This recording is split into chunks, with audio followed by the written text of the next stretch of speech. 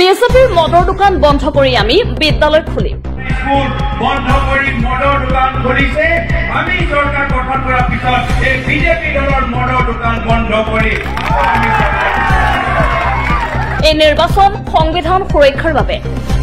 সংবিধানত হিন্দু মুছলমানৰ সমান অধিকাৰৰ কথা লিখা আছে, কিন্তু বিজেপিৰ দিনত সংবিধান সুৰক্ষিত নহয়। এই মন্তব্য কংগ্ৰেছ সাংসদ গৌৰৱ গগৈ। ৩ নং বৰপেটা লোকসভা সংসদীয় সমষ্টিৰ কংগ্ৰেছৰ প্ৰাৰ্থী দিব্যায়নৰ হৈ নিৰ্বাচনী প্ৰচাৰ চলাবলৈ নিশাৰ ভাগত বৰক্ষেত্ৰীত উপস্থিত হয় গৌৰৱ গগৈ। বৰক্ষেত্ৰীত অনুষ্ঠিত বিশাল নিৰ্বাচনী সভাত গৌৰৱ গগৈয়ে উদাত্ত ভাষণ প্ৰদান কৰি কয় যে পুনৰ বিজেপি শাসনত আহিলে সংবিধান সলনি কৰি কাৰোবাক প্ৰথম শ্ৰেণীৰ নাগৰিক আৰু কাৰোবাক দ্বিতীয় শ্ৰেণীৰ নাগৰিক বনাব।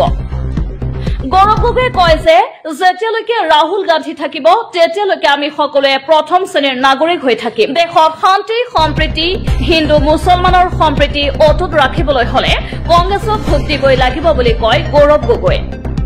বিৰোধীৰ কণ্ঠ দুৰ্বল কৰাৰ বাবে কংগ্ৰেছৰ নেতাসকলক ভয় ভাবুকি দেখুৱাই বিজেপিত জইন কৰা আহিছে, কিন্তু বিজেপিত সকলোৱে গলেও ৰাহুল গান্ধী আৰু মই জীয়াই থকালৈকে বিজেপিৰ বিৰুদ্ধে শেষ পৰ্যন্ত যুঁজি যাম বুলিও মন্তব্য কৰে গৌৰৱ গগৈ। কৰ্মীখিনি আমাৰ চৰকাৰ অহাৰ পিছত তেওঁলোকৰ দৰমহা বৃদ্ধি কৰিব লাগিব।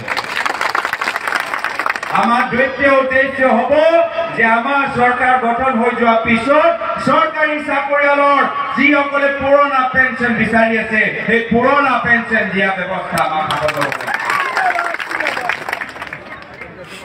গাঁৱৰ ভিতৰত চৰকাৰী স্কুল বন্ধ কৰি মদৰ দোকান খুলিছে। আমি চৰকাৰ গঠন কৰাৰ পিছত এই বিজেপি দলৰ মদৰ দোকান বন্ধ কৰি এইবাৰ এইখন নিৰ্বাচন কোনোবা এজন বিশেষ ব্যক্তিৰ কাৰণে নহয়, ভাৰতৰ সংবিধান সুৰক্ষা কৰাৰ বাবে লিখা আছে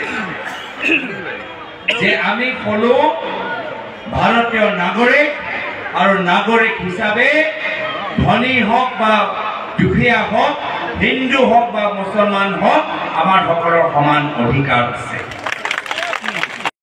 এজনীহে লখপতি বাইদেউ হ'ব, সেই বাইদেউ ইতিমধ্যে দিছপুৰত থাকে। আপোনালোকৰ পৰা কোনো লখপতি বাইদেউ হ'ব নোৱাৰে।